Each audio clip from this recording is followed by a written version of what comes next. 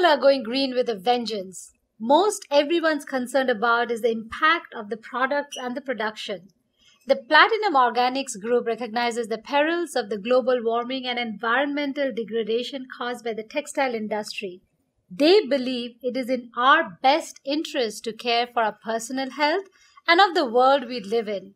Today we have with us the founders of the Platinum Organic Group, Anu and Sonya. Thank you. Welcome to the show. Thank you so much for having us again. So first, clear the doubt we have, the difference between natural and organic.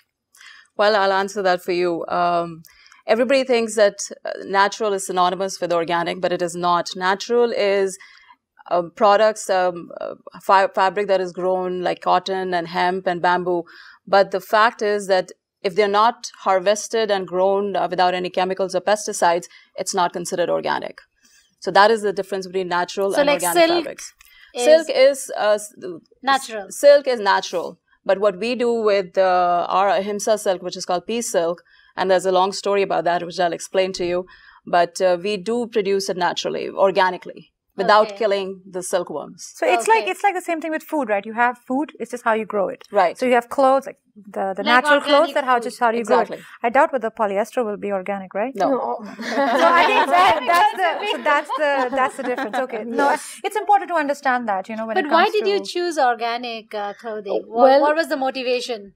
Well, we have had very fortunate enough to have fantastic mentors in our life, and one gentleman in India and one gentleman here. So the gentleman in India, his name is Dr. Ashok Khosla, and he's the chairman of DeWalt. And he's also the president of the biggest environmental agency in the world called IUCN.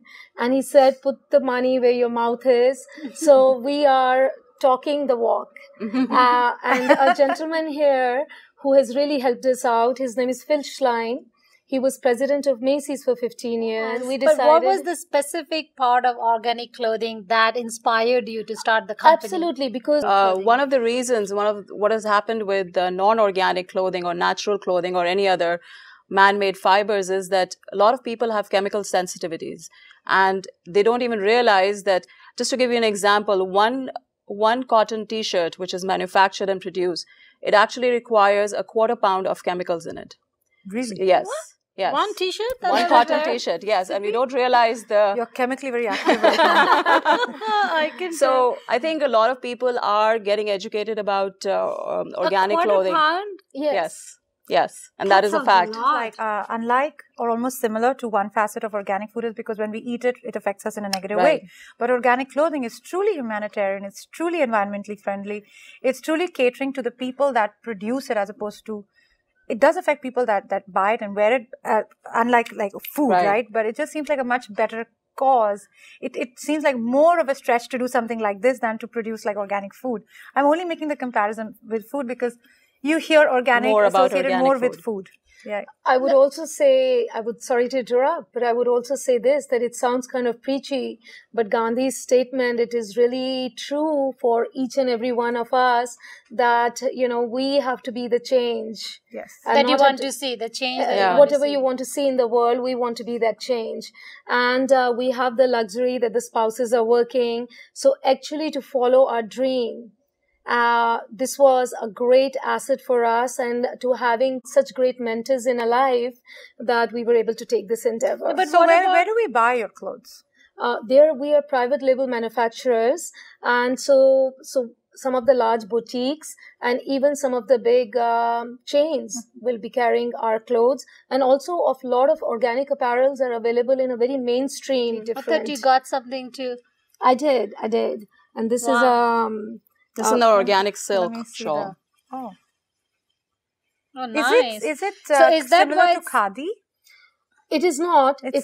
This is just one of those designs that we did. It has an ethnic flavor to it, but we could easily do it looks a very silk, Indian, very khadi.